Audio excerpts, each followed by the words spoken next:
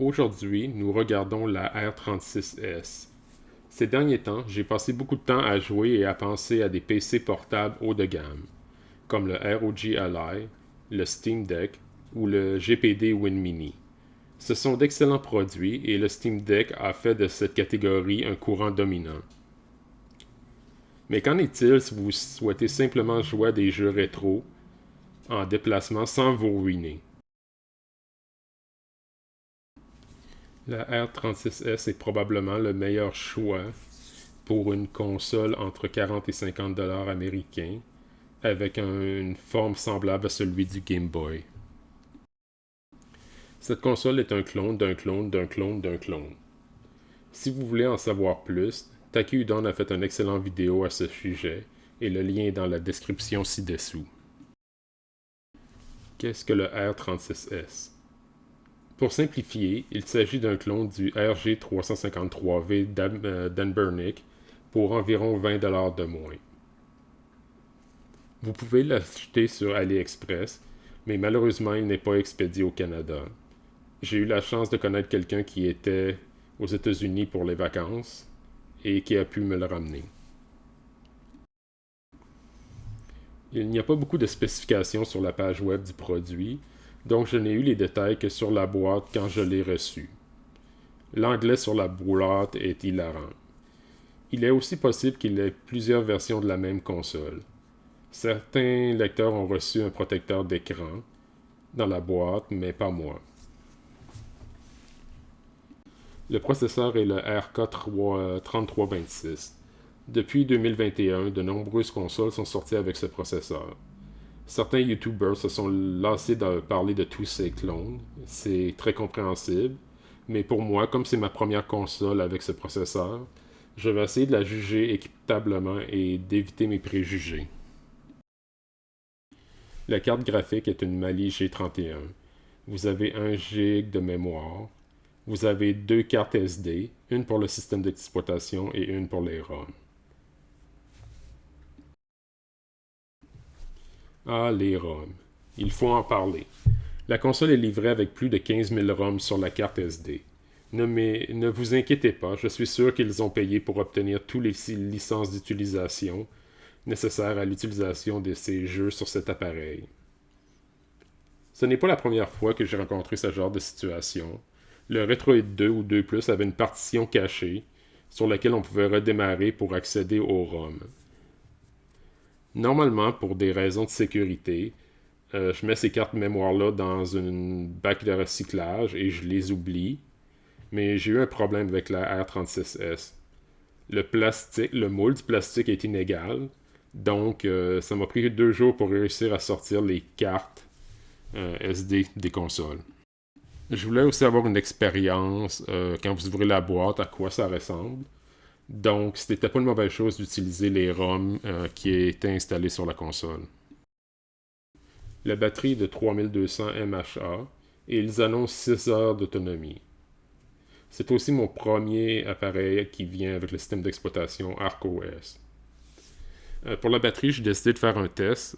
Il y a un mode dans ArcOS où après quelques minutes, peut-être une quinzaine de minutes, il semble faire jouer. C'est soit un film ou c'est des extraits de jeu. Donc je l'ai laissé aller en mode comme ça. Et ensuite, j'ai chronométré jusqu'à temps que la batterie s'éteigne. C'est sûr que c'est pas le test optimal parce que ça prend probablement moins de puissance graphique que faire fonctionner un jeu. Mais la console a duré 7 heures. Donc le 6 heures est probablement une bonne approximation. L'écran de 640 par 480 est lumineux comme 1000 soleils. Et quand je joue le soir, je le mets environ à 10% de luminosité. C'est un super bon écran, mais par contre, je suis habitué avec un écran comme un iPhone et je préfère avoir plus de pixels par pouce pour la densité. Le D-pad est médiocre. J'ai vu par exemple sur Retro Game Corp que si vous jouez à des jeux d'action comme Contra, c'est à peu près impossible de viser à 45 degrés. Il y a aussi un bouton d'accueil, ou Home en anglais, qui est décoratif. J'espère qu'un jour on va pouvoir l'associer à quelque chose. Si vous voulez quitter un jeu, vous devez appuyer sur Start et Select 2 fois. J'étais un petit peu mêlé parce que j'avais pas lu le guide, puis je comprenais pas pourquoi le bouton Home faisait absolument rien. Les face buttons, ou les boutons avant, sont un peu mous, mais ça va. Les joysticks sont comme ceux du Nintendo Switch, mais très très courts. La qualité sonore du haut-parleur mono est horrible, et vous allez obtenir de la distorsion même à un volume faible. Éteignez-le, utilisez des écouteurs avec la prise de 3.5 mm ou écoutez de la musique sur votre téléphone, mais je sais même pas pourquoi ils ont mis les haut-parleurs.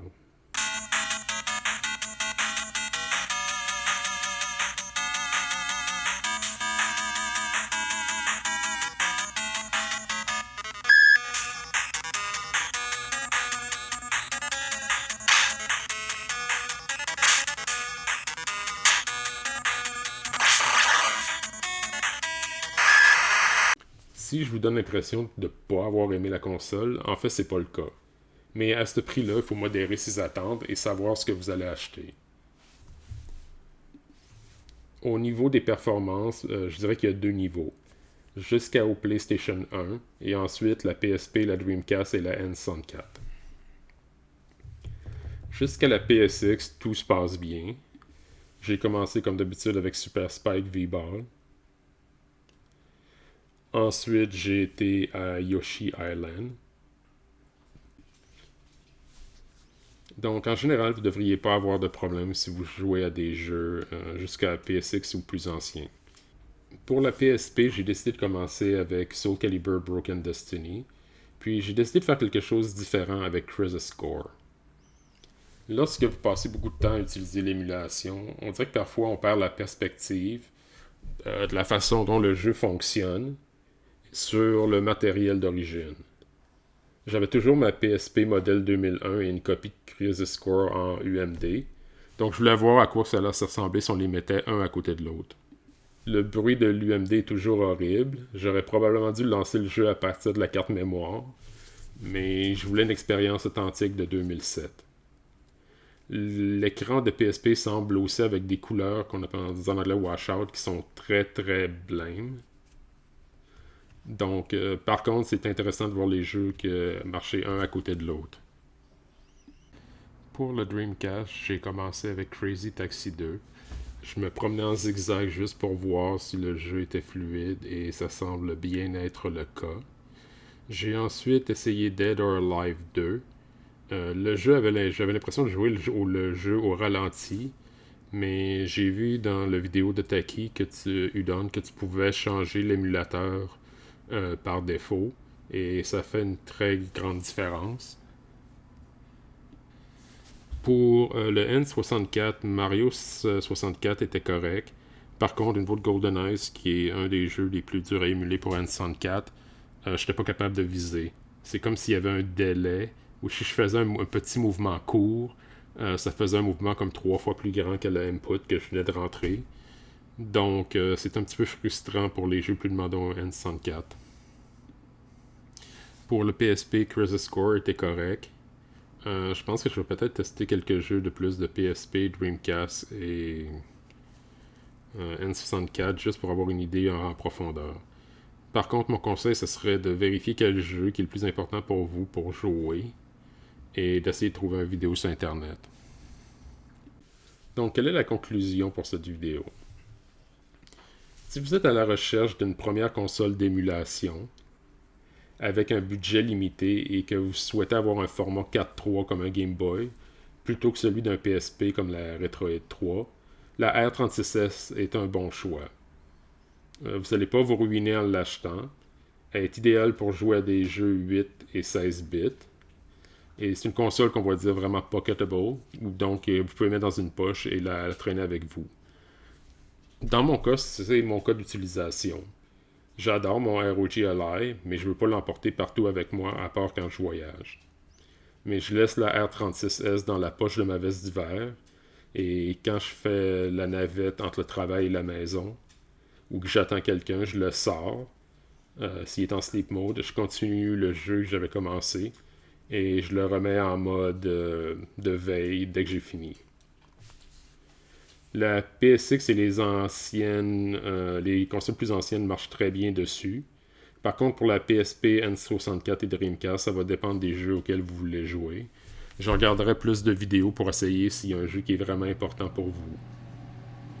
Bientôt, je vais regarder ensuite la RG35X ou le Mio Mini Plus.